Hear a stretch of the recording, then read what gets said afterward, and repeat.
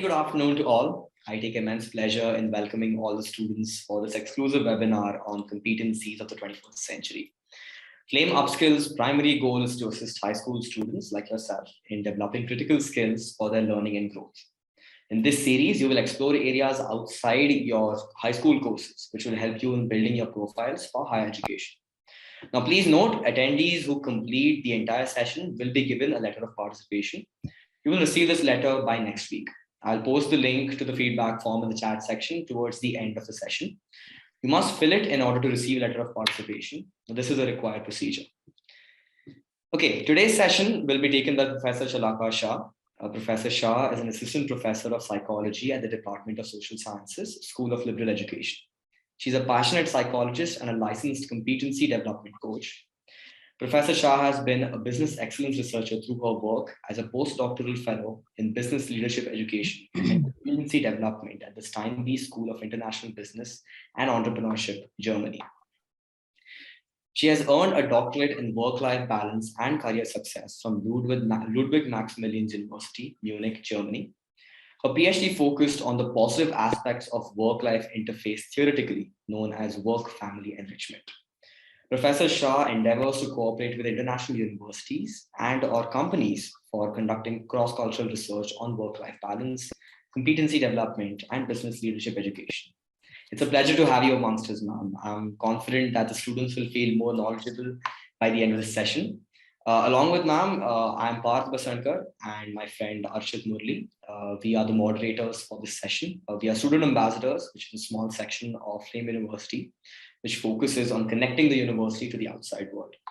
So that's a little bit about us. Thank you so much for coming in, ma'am, and it's over to you.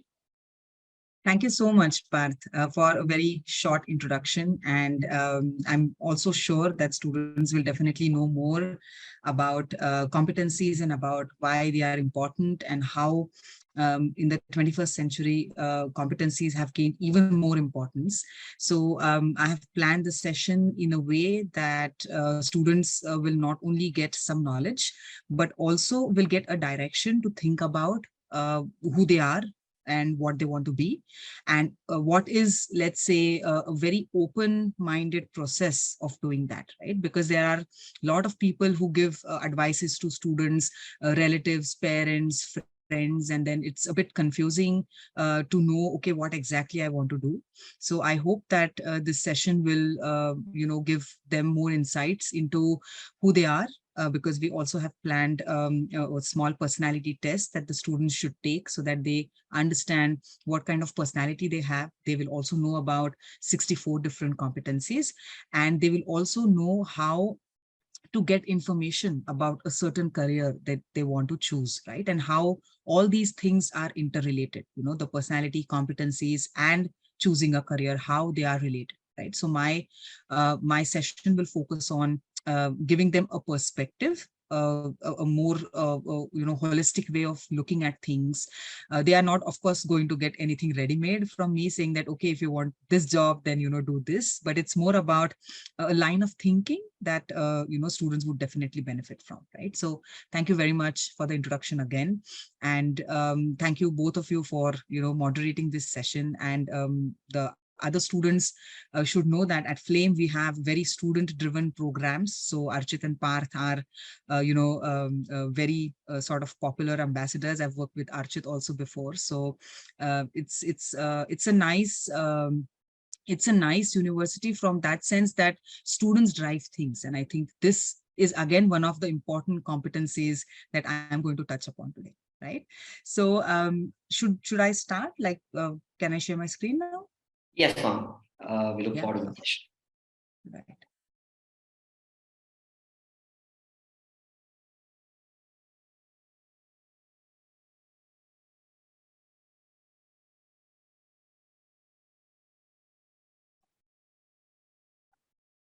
Right.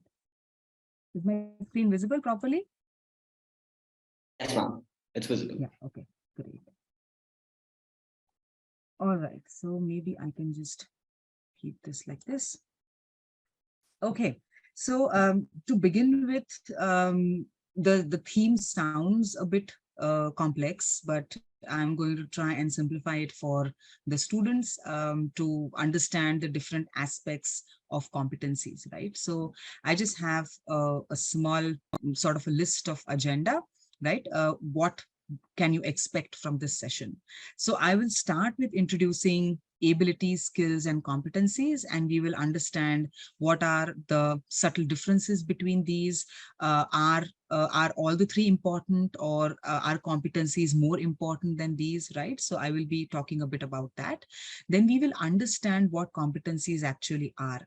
Okay, because in the Indian context, many times competencies are used synonymously with skills, and there is a slight problem with that, and you will understand that when I explain the differences between skills and competencies. Then I will also show you four broad types of competencies and the 64 competencies that are a part of these four competencies. So you will also get an overview of what all competencies predict the human potential that all of us have.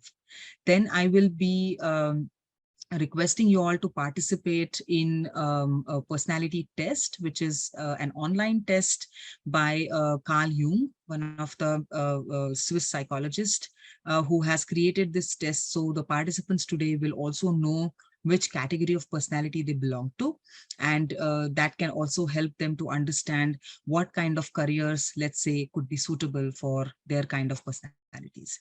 I will also connect all of this to the career goals that you should have. For some students, maybe it is too soon. I'm not promising that after this session, you will have 100% clarity of what career you should have, but I can guarantee that you will at least have, as I said in the introduction as well, the direction of thinking. Okay, how can I find out more information about the career that I want to pursue, right? So I have a small example form, and if you work around that form, I think you will get enough information to understand which career to choose. And then I will end by talking about the competencies that are required for the 21st century, and why are we looking at these competencies specifically for this century. We will have a discussion around that. And of course, later on, we have kept some time for your question answers in case something is unclear, or something that you would like to ask about. We have time for that as well. Okay. All right, so let me start with, even before we go to abilities, skills, and competencies, we all know that we as human beings, and especially in the human beings in the 21st century, we are hungry for knowledge, right? So it's important for you all to also understand the difference between information and knowledge. Okay, so we many times use these words synonymously, but there are subtle differences. Okay, so knowledge is basically organized data, right? So when you have information about something, it is organized data, it is organized facts, facts that are important according to the topic that you're interested in knowing about. On the other hand, knowledge focuses more on understanding, right? It requires certain abilities, like, let's say, memory, like processing, right? Understanding the information, comprehension of the information, right? So only having information doesn't mean that you have knowledge. Okay, why I'm specifically clarifying this is because you can nowadays get information just by one click, right? So you Google things, you go to several online forums, and you try to get information. Okay, that is not necessarily knowledge. So going from information to knowledge, you have to process the information in a way that you understand it, that you understand the context of it, and that you can reproduce it whenever it's required. Okay, so information is something that is, let's say, it's more external, and knowledge is something that you're trying to internalize. So you internalize information in order to make it knowledge, right? This is extremely important because knowledge is the base, okay, for any ability, any skill, or competencies. So I thought it's important that you understand this subtle difference, right? So now let's go to understanding the terms, abilities, skills, and competencies. So to understand the basic differences, what you have to know is that ability is something that focuses on you being able to do something. Okay, it is related to your capacity, right? So abilities are basically something that are natural, okay, that are innate. They are a part of you. Most abilities, or let's say most aptitudes that you have, aptitude for music, aptitude for art, you're usually born with that, right? On the other hand, skills are learned behaviors. Okay, so there is a specific skill, there is a specific aspect that you have to learn. So your ability with practice and with learning will be transferred into a skill, right? So skills are not something that you're necessarily born with. You have to develop those, right? On the other hand, abilities are something that are natural, that are innate. So abilities are also difficult to quantify or measure. Okay, skills are easy to measure because you can measure skills based on how well you are able to do something, right? In case of abilities, it is also difficult to teach or test or measure those, because abilities are innate. Like for someone who is not very good at drawing, that person may not become skilled at drawing, because you basically have to have that in you. You need to be that kind of creative, and only then you can convert it into skill. In case of skills, it's possible to teach. Okay, there are workshops, there are sessions, there are coaching classes, or there are also parents or elder siblings who can teach you things, right? So skills, it's possible to teach. In case of abilities, it is difficult to teach abilities.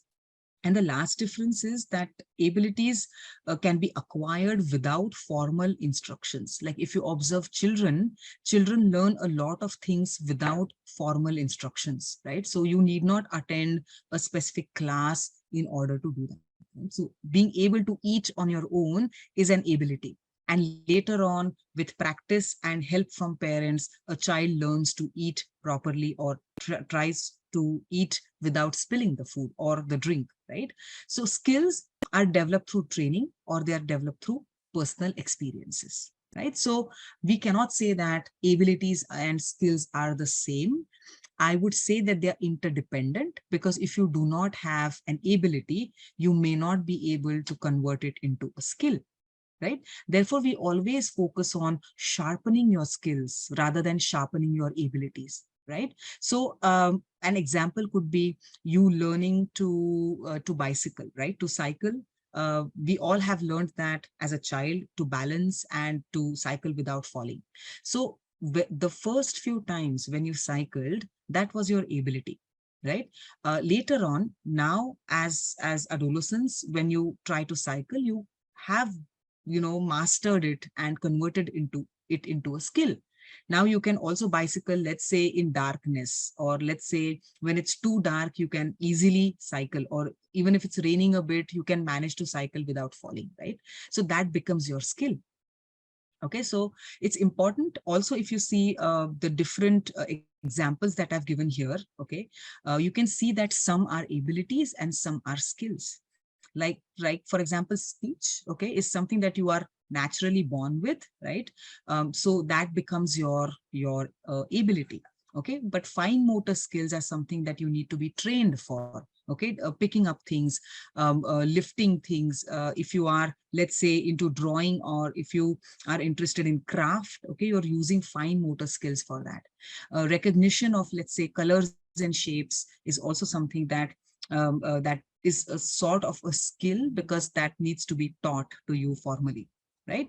Or let's say hearing or memory, these are some things that we are naturally born with. So those are your abilities. But to use your memory in a better way, okay, you need formal instruction, you need practice, you need other people to help you to do that. Then it can be converted into skills, right? So this is a very important aspect that you need to know in order to understand what actually competencies are, right? So let me go now to understand what competencies are and what skills are, right? So we know a bit about skills. This is some advanced information about skills. So skills are learned abilities, right? You need in order to complete a specific task.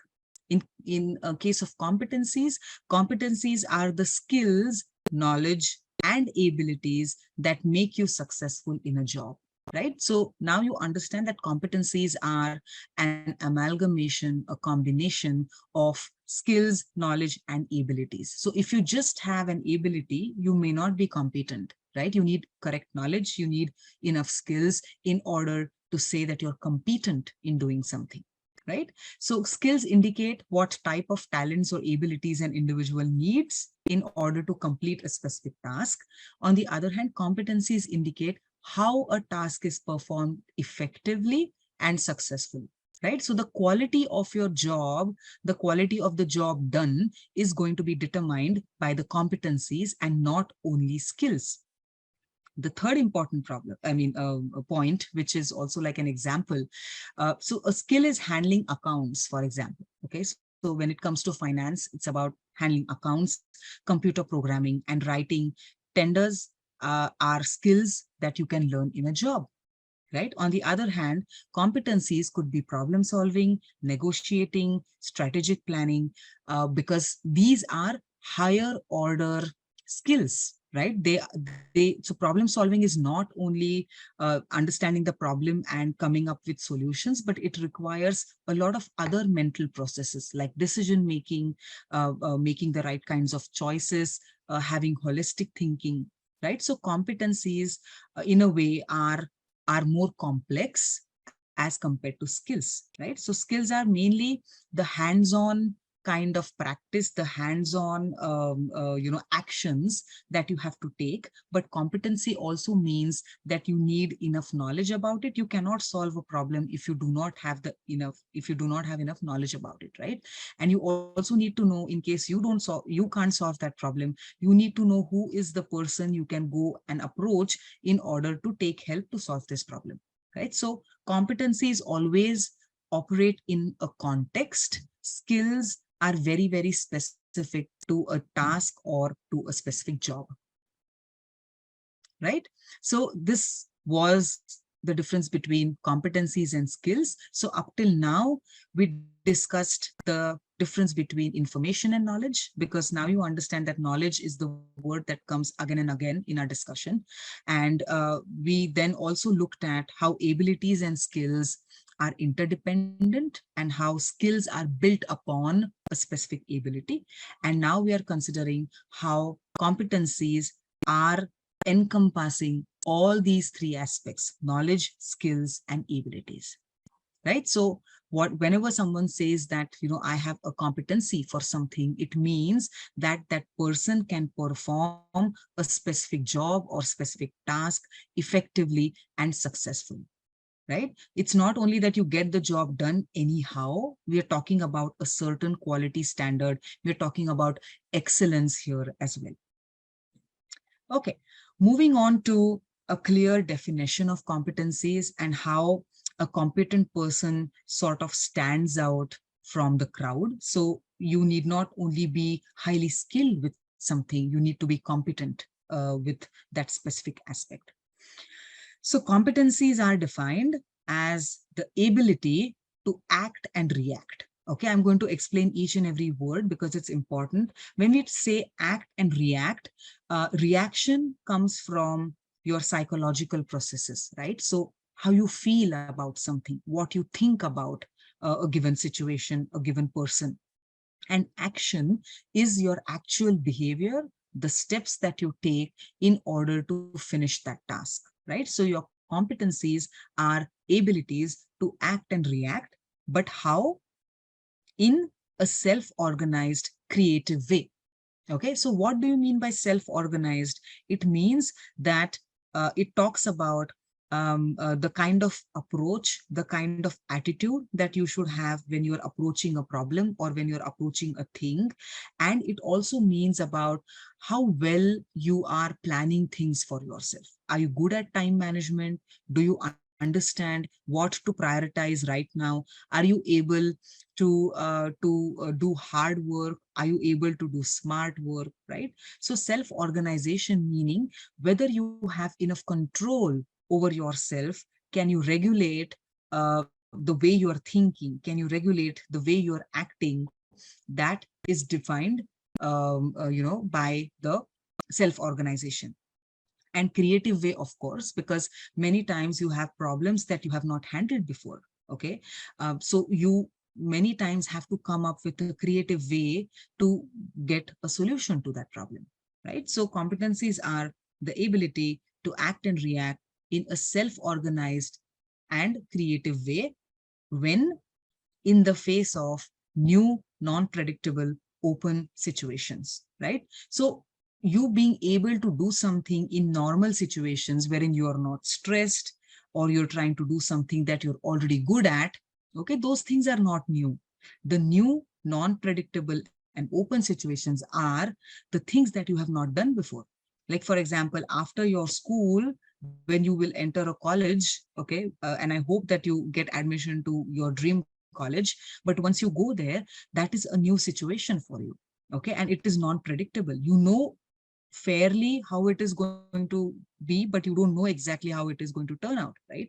So you being able to perform, okay, at par, you being able to perform in an excellent way in a new non-predictable situation will prove that you are competent, because it would mean that even if you are in a new situation, you are ready to learn, you are ready to understand the situation fully, and then decide how you want to act and react, right? So this in the literature, I think, is the most comprehensive definition of competencies. So competencies is not just being good at something, right? Now, I'm sure that you have understood that. Competencies means that you are good at doing something also in new situations, right? Also, handling relationship related conflicts, handling issues related to health, and still managing to do what you're supposed to do in the best possible quality, right? So this is the main definition of competencies. And once you understand this, then you will understand the different types of competencies that I'm going to show you, right? So how do we use these competencies, right? For that, we definitely require information and knowledge, okay? So for information to be converted into knowledge, you basically need to have organized data and organized facts about the situation, about the person, about the task that you're supposed to do, right? So what do I know about the situation? Then the emotions and motivation. Okay, so your psychological components, okay, how you think, how you feel, how passionate you are about that task, whether that task is interesting for you or whether it is boring for you. All those things matter because that serves as a motivation to engage in a task, right? So what drives me is the question. Then, of course, your personality. Okay, certain competencies are suitable for certain personalities, and that is exactly what we are going to do in some time, wherein you will understand what your personality is. Okay, so who am I? Okay, is the next question. And how do you act in a given situation, meaning how you use those competencies is based on these three factors: the emotion and motivation, the information and knowledge, and also your personality, right? So there are certain competencies that you may already have, but in order to develop them further and become highly competent, okay, in a specific area, which necessarily is going to be your career later on, okay, it's important that you develop certain competencies so that you can effectively work in that career area. All right. Now I want to talk about the four basic areas of competencies. Okay. And when I say this, I mean that we all as human beings have all these competencies in some amount or the other, right? So some may be higher in personal competency, whereas the others would be higher in activity and action competency. So I'm going to explain what these four areas are now.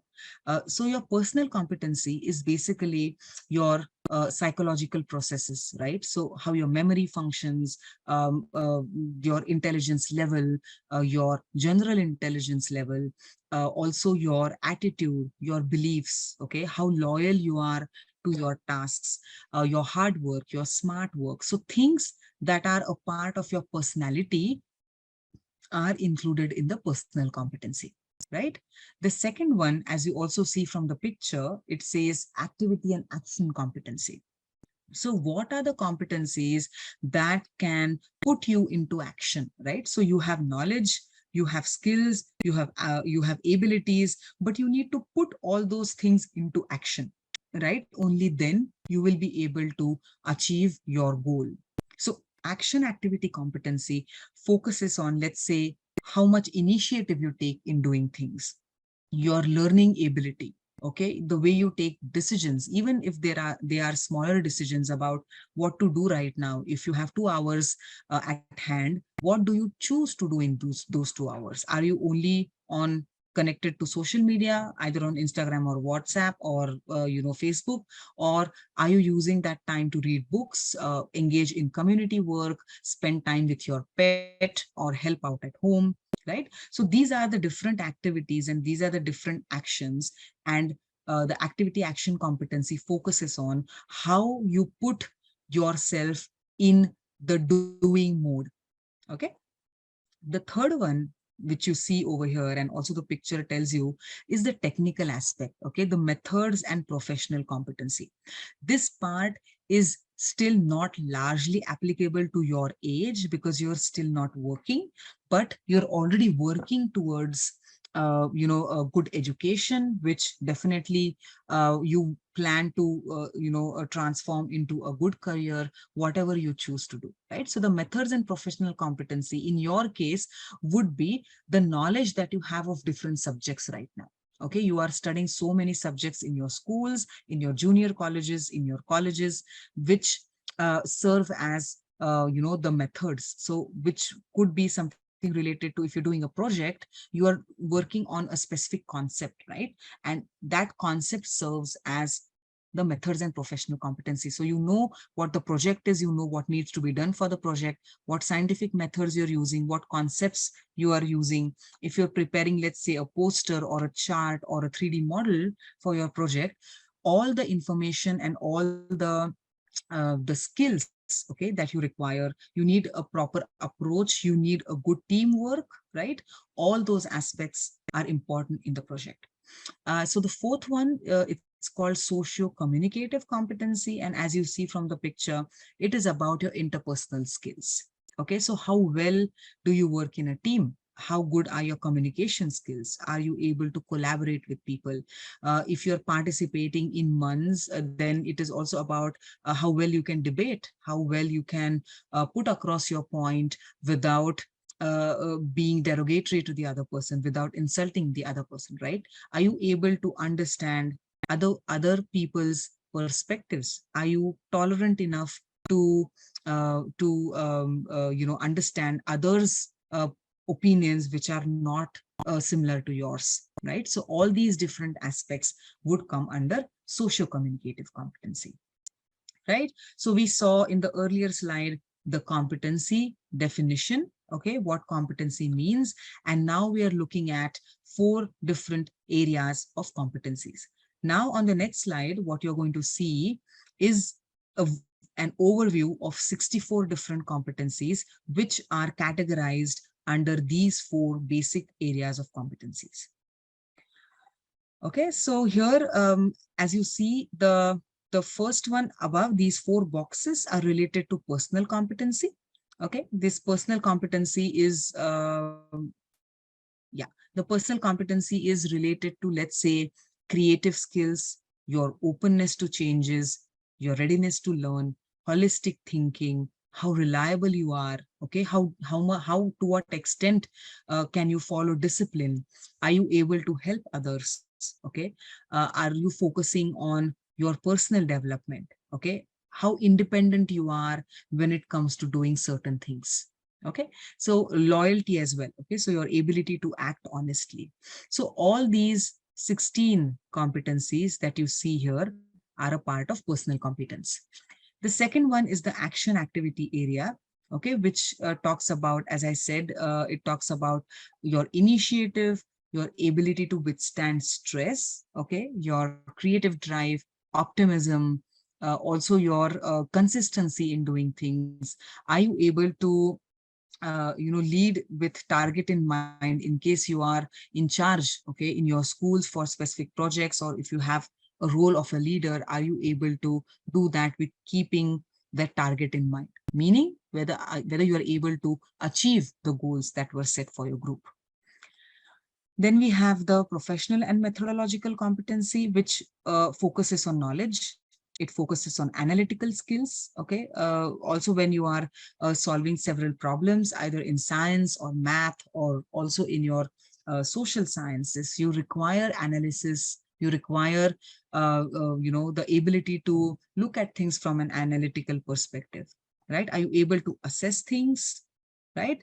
Also the expert knowledge, like if you say that I'm very, very good at science, or I'm very, very good in history, or I'm very, very good when it comes to, artistic subjects. So the kind of expert knowledge, the kind of knowledge that you should have for your level, do you have that or not? Yeah. And the last one is socio-communicative competency, which focuses on communicative skills, cooperative skills, as I said, relation management, especially in a team, or let's say managing relationships in your family or friendships, right? That is also an important aspect, especially for your age. Are you able to solve problems? Okay. Do you have a sense of duty? Do you know that, it is your duty to do certain things in school, in your family, right? Also, as I said, the willingness to experiment, right? Are you able to experiment? Are you able to try new things? Are you open to get more knowledge by attending courses like something that you're doing today, right? This upskill session is about, experimenting, understanding what all is there worth learning beyond your school curriculum, right? So these are the 64 competencies, which are a part of a tool which is called as CODA. Okay, it is a German acronym. It means competency, assessment, and diagnosis, right? So this tool is used to understand where you stand on these different 64 competencies. And I have worked with this tool for last 7-8 years. So there are coaching sessions that I conduct also for international employees who are associated with the Steinbeis University in Germany. We try to understand where you stand when it comes to these competencies. What are your strengths? Okay, what are your weaknesses? What is it that you should improve in order to improve your performance, right? So competencies focus on performing well, performing at par, reaching your true potential. Okay. It does not mean at all to compare yourself with others. This is not about how we have relative grading or we have percentile ranks wherein it tells you where you stand in comparison to others. This is very, very individualistic, right? So it is about you and where you stand right now, and after developing your competencies, where you will stand after developing those competencies. So you compete with yourself, basically. It's not about comparing one student with the other or one individual with the other.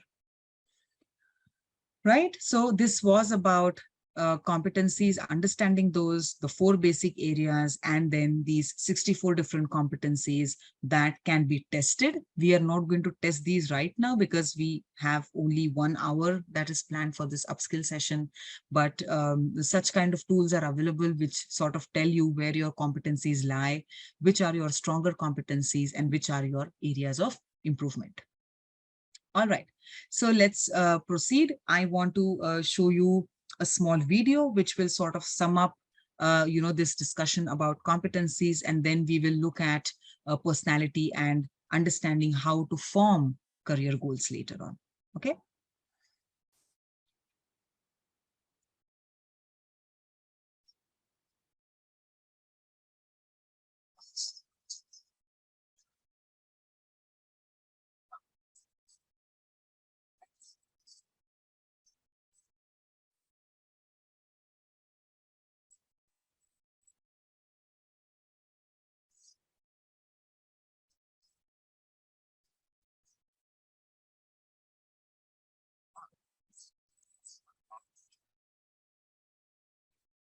retreat for some time. Relax.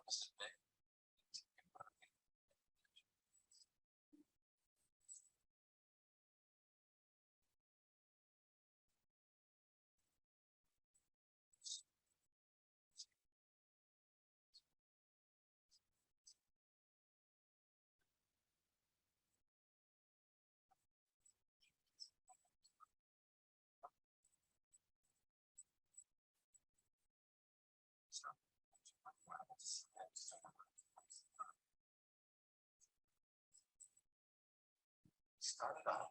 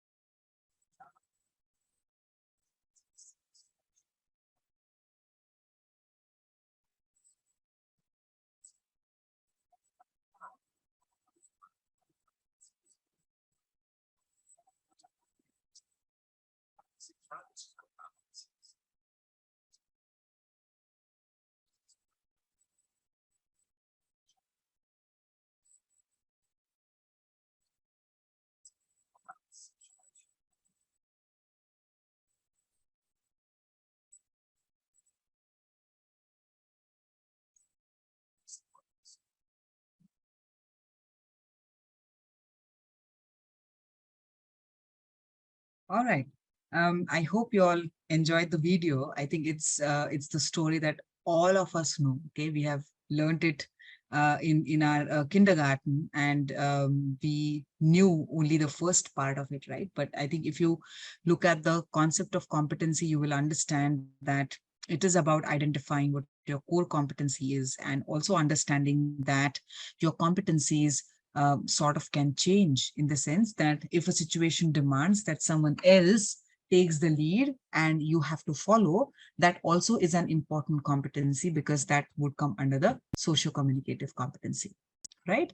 So now moving forward in the session, what I want to talk about now is about your careers, right? Because we are talking about how competencies can make you sort of future ready, and especially when we don't know what exactly the future entails for us, right? So how do you sort of manage this confusion? Because when I don't know how my future is going to be, how should I prepare myself for that? For that, what we could do is we can always, prepare in a way that I mean, the aspects of us that we already know, we can focus on, right? So we can know about what our competencies are. We can know about how our personality is, okay? Who am I? What are my interests? What is my style of work? What is the profession that I'm suitable for? Like many times students are interested in a lot of fields, but it's also important to understand whether you have that kind of a personality or those kind of personal capacities to have a successful career, right? And career no longer like I imagine when I was in school, I was like absolutely not sure about what I want to do, right? Especially in your age when you're in, let's say, ninth or 10th, your parents are asking you what you want to be, and neighbors are asking you and relatives are asking you. You are not sure about that, right? Because, and as I said, I was also not very sure. In my case, at least, the kind of jobs, okay, they were sort of more predictable because the technological advancements, the way they are right now, were not there, right? So there it was mostly about whether I want to pursue science, whether I want to pursue commerce, or whether I want to pursue arts, right? Those were, and of course, medical field and engineering, those have always been there. But I definitely knew that I did not want to pursue commerce. Also, I liked biology, I liked chemistry, but not physics. So I was like, I don't know what I want to do, but I always had a good flair for languages. So I pursued German language. So along with my psychology career, I am also very fluent in German. So there are some things that you already know that you are good at. Okay, so what we need to do is we need to capitalize on that. So I developed my competencies further when it came to language skills. Okay, I developed my competencies further because I knew once I took psychology in 11th standard that I want to pursue psychology. Anyhow, I was still not sure what type of psychology, because usually when you think about psychology, you're thinking, okay, maybe in a hospital setting or something like working in a clinic, but those two I definitely didn't want to do. So I knew that my personality is something that is suitable for working with people, because I am someone who can communicate well. I like being with people. Usually also people like me, right? So there is a sense of cooperation. So competency is personality. And gradually, what I also had to do is to develop a network, right? So this is also very, very important for you all to develop a network of your own. And we're not talking about Facebook network only. We're talking about knowing people in the field that you want to pursue your career in. Okay, so it could be, let's say, educators, it could be school teachers, it could be, senior cousins that, who are doing something in that area, or it could be online forums nowadays you have, so these kind of networks. And network building initially was wherein you are already in your job and then you build network, but all that has changed now. Okay, for your generation, building network starts like right now, okay, like in the age that you are in.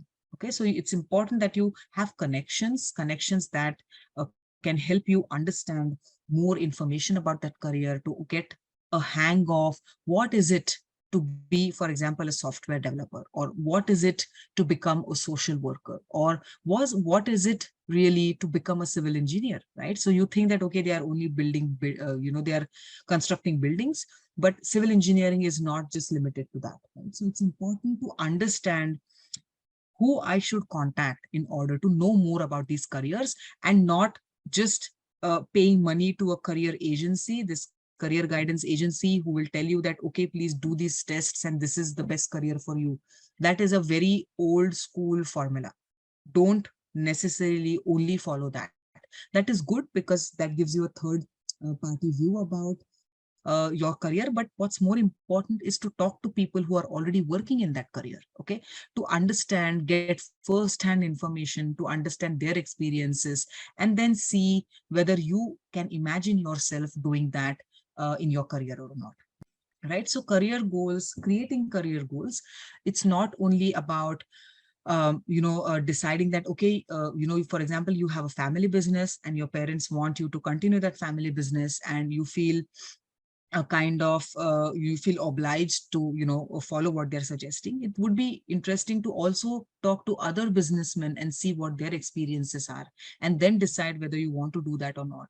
Or you can convince your parents saying that, see, this is something else that I want to do, and this is the information that I have for that, right? So it's important that you know about your competencies, you know your personality, that you have a good network. So based on that, you can develop your career goals and you can have an effective career, right? And the most important part, which I think I have specifically put it separately, is the project performance. So the kind of projects that you're doing right now in school, or you may be doing it as a part of your interest, or maybe you're involved in some kind of community work where they have projects. Projects are very, very important, okay? At your age, at my age, and also later on, someone who's also retiring right now, okay? Projects actually give you the experiential aspect, okay? They sort of help you in developing your fine motor skills, your knowledge base, your competencies, right? So it's important that you involve yourself in several projects. So let's say you have a vacation time and you want to pursue a career in specific area. Why not do a project with that person? Just go and work with that person for 10-15 days to get an idea of what it is exactly on field, right? Because the information that you get usually is quite theoretical. It's important to go. So it's like also after your school, or let's say after your 12th, whenever you get a chance to do an internship, preferably physical internship, wherein you are going on site and being in that organization, being in that company, being in that hospital, for example, right? So experiential components are very, very important before deciding what exact career you want to choose, right? So this is a kind of a model that I want to sort of share with you, that your career is not only what your parents want you to do, your career is not only what you want to do, it is not about what you have dreamt of. All that is important, but these are, okay, the human potential aspects which need to be considered when you're choosing a career. All right, so it's time that we now administer the personality test. So I'm going to request the link to be shared on the chat.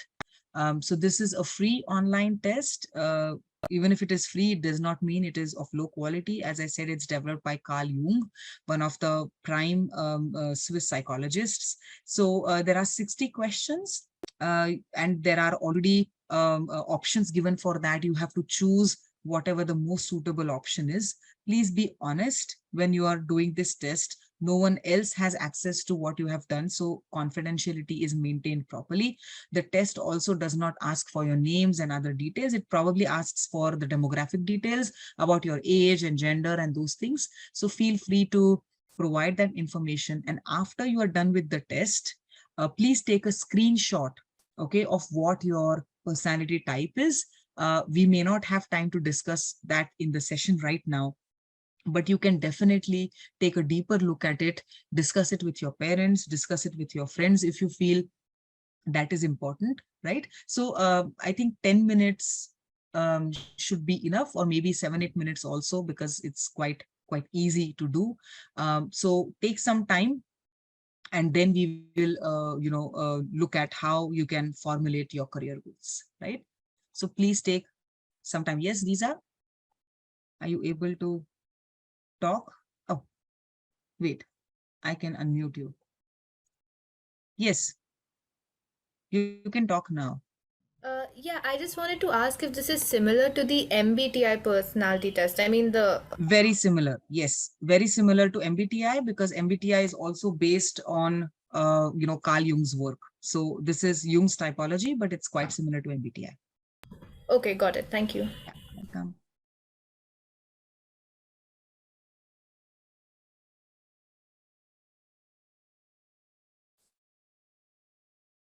All right. I think most of them are done with the personality test. Yeah, I can see here. Great. So I hope the test results, you have taken a screenshot so that you can take a look at that, or also don't close that web page. After the session, you can also read in detail what the test tells about you. So as we discussed before, the personality types are important because you understand what type you are, and then it makes sense to choose your career based on what your personality is. So once you have this basic match, then you can also think about what kind of competencies you would require in order to do that job properly. Okay, so here I just have a small example of how you could define what your career goals are. If you are already sure what kind of career you want, that's great. But you could also reconfirm by understanding what the requirements are. Okay, so what education or college, what degree you will require, whether it is a 2 years degree or whether it is a 4 years degree, what kind of masters you would need to pursue for that, and whether you want to get into a doctorate or have your own business later on, or there are so many other options these days, right? So it's important to understand what experiences you would require, what kind of internships, what kind of certificates you could do. Like because of COVID, we all worked so much online for almost 2 years, and that also gave rise to a lot of MOOCs, as we call them, right? Mass open online courses, which are available online, and they are a part of a lot of esteemed universities across the globe, right? So you can do some kind of certifications which are also online, just to understand and get a feel of that field, right?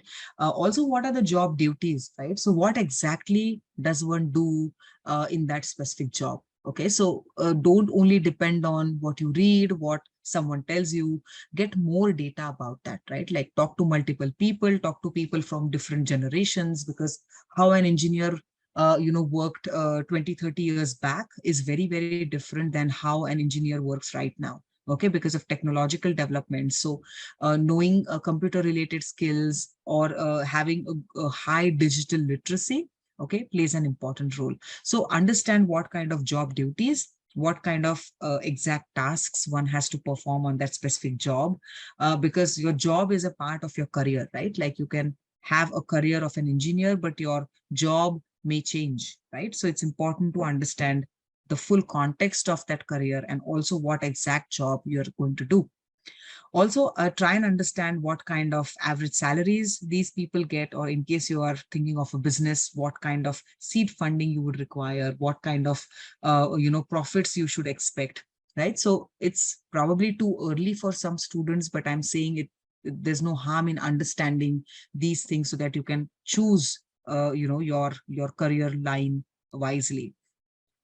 So this is just like a form that will tell you about the different aspects that you need to know about a certain career, even before deciding, if you want to pursue that career, or if you sort of have an idea of what career you want to do. Please see to it that you have this information so that you can align this information along with the type of personality you have, and also then understand what kind of competencies you will require. Okay, so let's go quickly to understand, like I have 3 examples over here. Like, for example, if you are thinking about medicine and becoming any kind of doctor, or let's say also a psychologist, or let's say, something that is related to the medical field, it's important to understand what are the hard skills and what are the soft skills that you will require in order to convert them into competencies. Right? So the softer aspects are, of course, related to empathy, motivation, communication skills, problem solving, right? Intellectual curiosity. So the hard skills would then, of course, be the knowledge of medicine, okay? And the skills that you would require. For example, if we consider a surgeon, then you need to perform surgeries in order to get good practice of that, and then you could become a good surgeon, right? So understanding the kind of job that you want to do and aligning the competencies related to that, okay, is the best way to sort of prepare you all for the future, because no one knows how things are going to be after 5 years or even after 2 years. I mean, COVID has taught us that, right? Or we also know that the trends are changing. There are new companies coming up. There are new career options coming up, right? So it's important that you know the connection between that specific career, that specific job, and competencies. Another example here I have is, let's say, the top 5 graphic designer skills. If you are considering graphic designing as your profession, you would require creativity, you would require communication, you would require the hard skill of typography, right? You also need to know the updated technology for that, how graphics are created, how to design different aspects for a given product.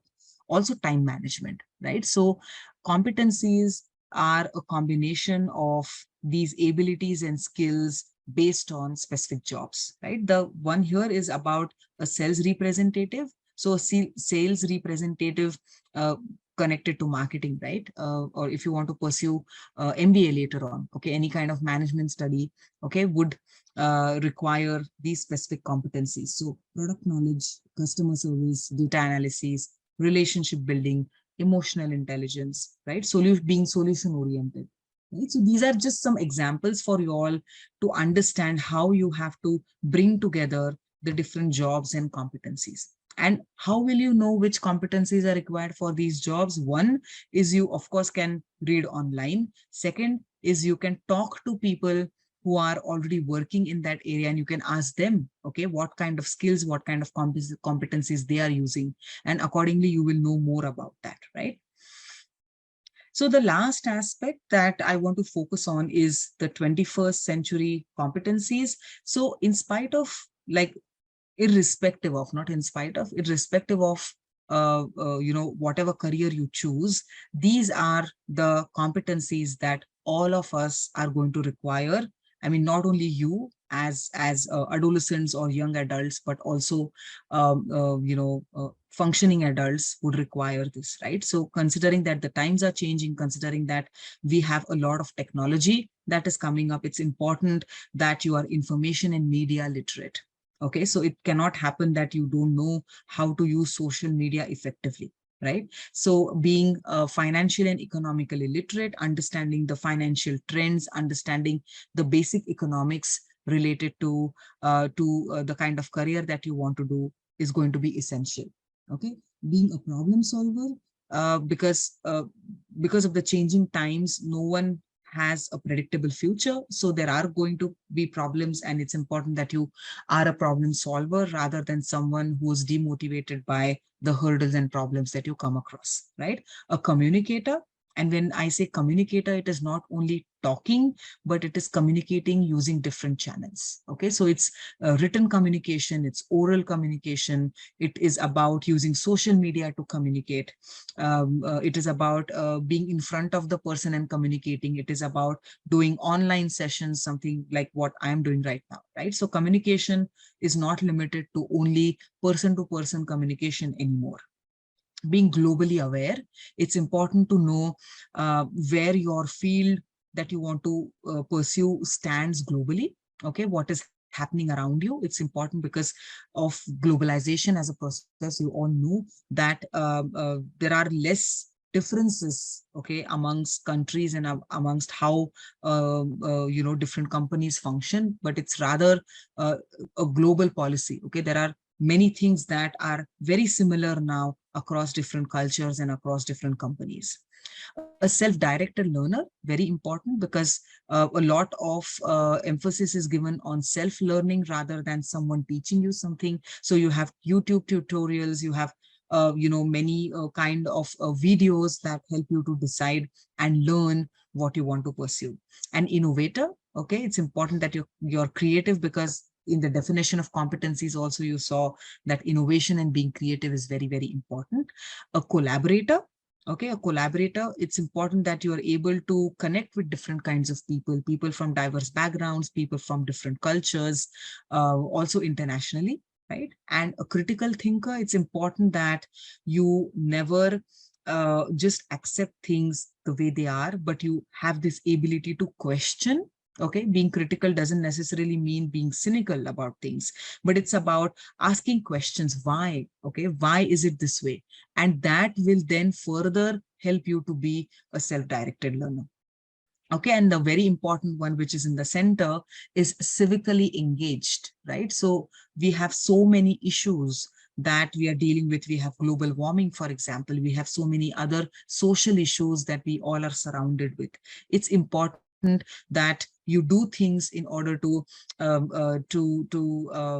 protect the environment. You do something in order to work for the social upliftment, or let's say the social engagement, the community work, okay, that you are able to do, so that you are also not only focusing on what is the best around you, but you're also aware about what issues there are around you, which will help you to also see how you can better contribute as a citizen, a mature individual, as someone who is a competent individual, right? So these are basically the competencies that you need to focus on, irrespective of whatever career you choose, because these are going to be important in the 21st century to perform effectively and to perform to the level that you are at best, right? So this is in general that, all what I wanted to cover in this session. These competencies, specifically the 21st century competencies, are going to make you future ready. Okay, it's important that the education that you're taking in schools, the experiential component that you may have, participating in projects, doing some kind of community work, engaging in the activities that your parents are doing, or if you have someone in your family who is focusing on specific issues, that you go and help them out, right? Your competencies related to these, what you see on screen right now, will be developed only through experience, right?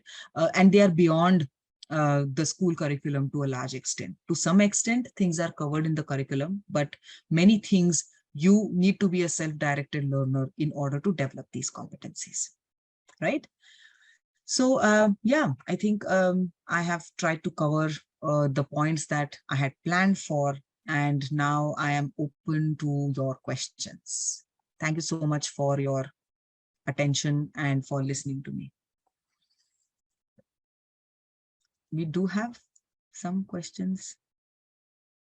Yeah, I'm going to stop sharing. Yeah.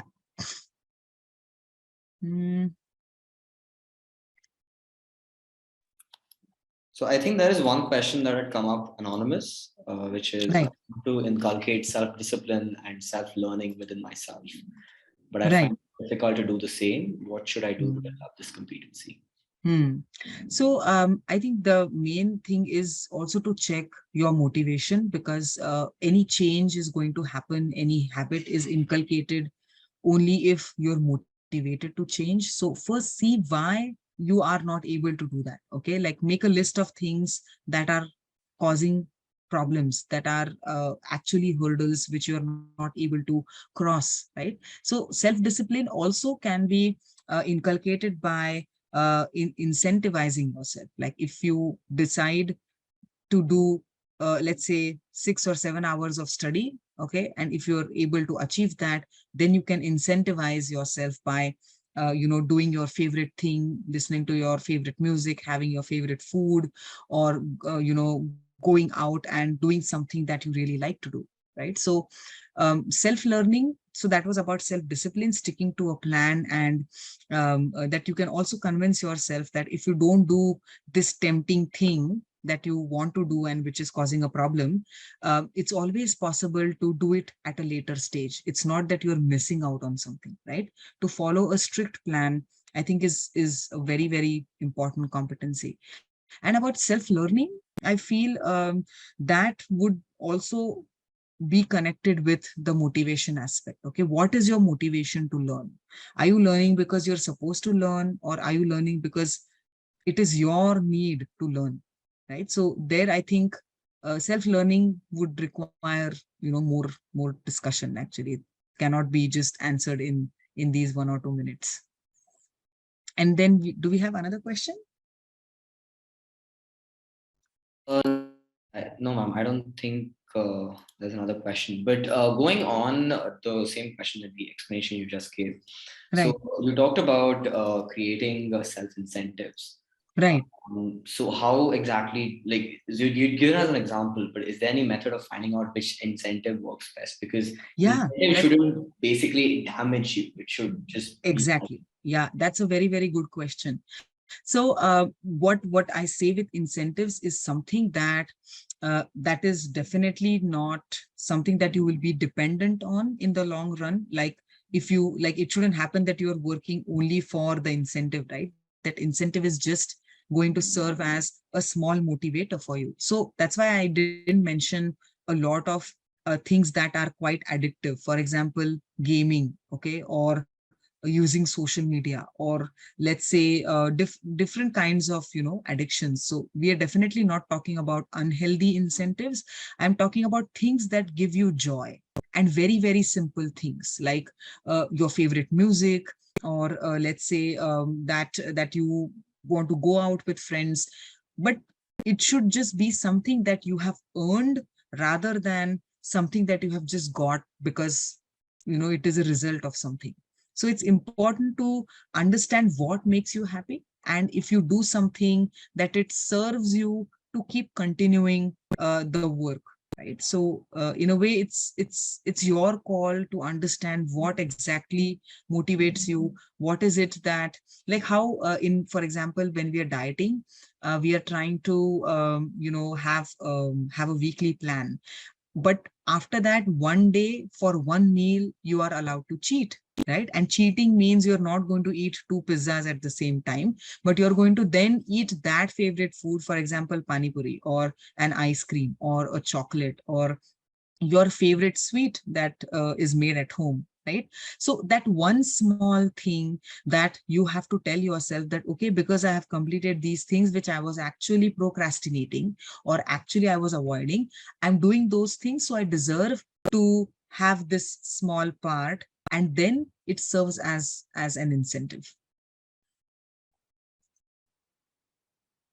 Okay, thank you, ma'am. Yeah, yeah. And one small question. I mean, this is more of a broad topic, but what exactly led you to take up the idea of competencies? Yeah. Okay. So when I first came across competencies, I really liked the topic because it does not differentiate, okay, and it does not discriminate.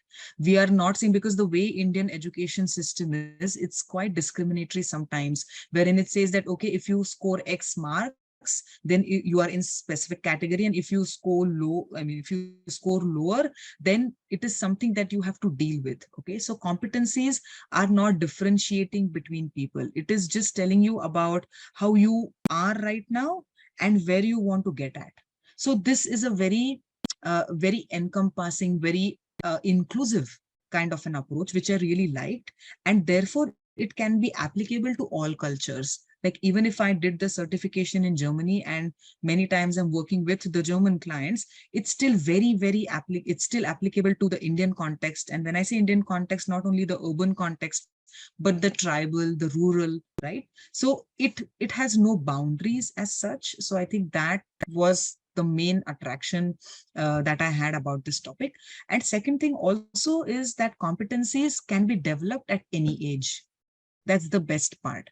Like we are targeting right now students from 9th to 12th, but I also apply this for adults who are in the age group of 25 to 40. It can also be used for slightly elder adults, right? So competencies are something which are malleable. Okay, some aspects of your personality are very strong. Okay, those are your core aspects, and you probably cannot change them. But some aspects of your personality also can be changed. Therefore, we always say that personality is very dynamic. So some aspects you can shape. Therefore, we can have personality development workshops also at this age. But that is another thing that I really liked, that it's not age limited. There's no discriminatory aspect to competencies, and it is about doing things well. And I think also in psychology, or also in evolutionary studies, or also in biology, it's always about doing the best, right? The best one survives. Okay, the good one is the one who will sort of take the torch further. So I really like this. Yeah, and I really like this positive approach, that whatever you're doing, do it in the best possible way. It's not about whether you are able to do it like someone, or whether you're able to always meet your parents' expectations or your teachers' expectations. It's basically also your self standards. And if you set them properly, and that is what the whole session was about, to understand who I am and what my standards should be, so that they're realistic. Okay, they also need not be too idealistic. So yeah, all this I feel is very useful, and it does not also restrict to any specific profession or career. It is about you. Okay, so whatever you choose, if you know how to do things well, you will excel in whatever you choose. Sounds interesting. Also, ma'am, there are 2 questions that have come. Yes. That's the first one, which is, are you able to view the question? Yes, I'm viewing the question. Yes, yeah. So yes, this happens, right? Like you're interested in something and you're super excited about it, but after some time you lose interest, right? And this again takes us back to the whole topic of motivation, because if you don't maintain your motivation, you will quickly lose interest in that, right? So what you should sort of do is basically choose things wisely. Okay, it should not happen that you're just doing something because someone told you, because you found it fascinating, or because you do not have enough knowledge about it. You don't know whether it's suitable to you or not, right? So whenever you choose an activity, and if it suits you, and if you really like to do that activity, you will not have the kind of swinging moods related to that. And again, going back to the self-discipline aspect that we discussed before, there are some things that you have to do, right? Like also in school, not all subjects you like. Some subjects you hate, okay, including me. There are some subjects I just didn't like because of whatever reasons, but you still have to learn that, right? Because it is a part and parcel of that knowledge process. So it's fine. Do things that you need to do in a specific way, but things that you are passionate about, it's important that you give yourself completely to that activity or to that hobby or to that area, so that you find something that really excites you and that satisfies your needs to do something, right? So you will require more self-discipline basically to handle the mood swings. And that's why I said that choosing the activity is also important. So if you don't like the activity, there is a high chance that you're going to lose interest, right? Then we have also another question. How do you figure out what skills does a person own, also to capitalize the skills? So exactly. So for example, the 64 competencies that you saw, those, like how you did the personality test right now, this is also a test that you have to answer, and then you get a proper profile of what competencies are strong in your case and what competencies need improvements, right? So the skills are something that you can either understand by observing the person. You see the person in action, and then you can say, okay, that this person is skilled at something. Or then you get tests done wherein you say that, okay, my inclination towards a specific field is this because these are my scores, right? So that is why we want to quantify things. We want to use good standardized tests to understand what kind of skills you have and how you want to improve those, like capitalize on your strengths and also convert your weaker competencies into stronger ones. Yeah. Any more questions? Yes, we can share the presentation. I can share a PDF with Archit and Parth, and then we will arrange that those are being shared with you. Yeah. Yeah, we can handle that. Yeah.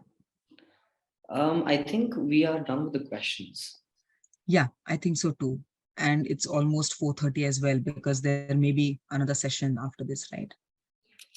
Yes, I'm just going to give a conclusion. So yeah, I mean, thank you so much, ma'am. First of all, it was genuinely an enriching session, especially the in terms of finding the sort of modern competencies and how you can apply it to yourself. Correct. That's very important in understanding because quite often, in fact, we were just discussing this in today's mental model session for the Mhm. Yeah. the circle of competency of how you need to, first of all, many people don't know what they don't know. So you need to first figure it Exactly. out and then operate in that area of your competency. Right. So I Right. think it's a very important concept and Mhm. one that that's very demanding in high demand in today's industry. Yes. Yes. So thank you so much, first of all, and thanks to the students as well for attending the session. So I hope Yeah. everyone's filled out the feedback form and Mhm. typed in your names correctly. So that's how it will come on letter of participation. Yeah, please, that's very important. Okay, check for the typos. Okay, your first name and last name, because sometimes there's a confusion. So if you want your certificates properly, please write your names properly. Yeah, thank you so much, Parth, for the introduction and also summing it up. And thank you, Archit, for your support, and was a very well moderated session. Thank you very much, students. I see some positive comments in the chat. I'm glad that you found this enlightening and enriching. I think it's also, being so passionate about this topic, I feel it's my duty to also let people know that such concepts exist. And if you just get, one thing right in your life is to understand what you want to do, then there is no looking back, right? Then satisfaction is sort of in your hands. You will enjoy. So work and fun and work and enjoyment need to go hand in hand. Work need not be boring, right? Studying need not be boring. If you know how to make it interesting, I'm sure you all would enjoy. So I would want to also wish all the students all the best, and stay in touch with Flame. And thank you once again, Parth and Archit. Thank you so Have a much. nice Saturday. Have a nice weekend, everyone. Yes. Thank you so much. I'm just going to give a small introduction for the next session. Which Sure. Can I leave? Is it okay if I leave? Absolutely. Yeah, perfect. Thank you so much. Bye. Thank you. Bye. So hi, I hope you can see the screen. So basically the next session will be on listening with open eyes and communicating with an open mind. It's by Professor Sairaj Bhatki, who's the Assistant Prof of Psychology at the Department of Social Sciences, again, School of Liberal Education. So the session uses basic interpersonal skills like active listening, effective nonverbal communication, transactional analysis concepts, and emotional intelligence skills. And the session and the skills discussed will help students who was listening become more empathetic and effective communicators across various walks of life. So it was great having you all here. I hope to see you in the next session as well. I believe Archit will be putting up the link, or has already put up the link for the next session in the chat, so you can check it out and join us then. Thank you very much for your time again. And right, bye bye guys. Thank you very much.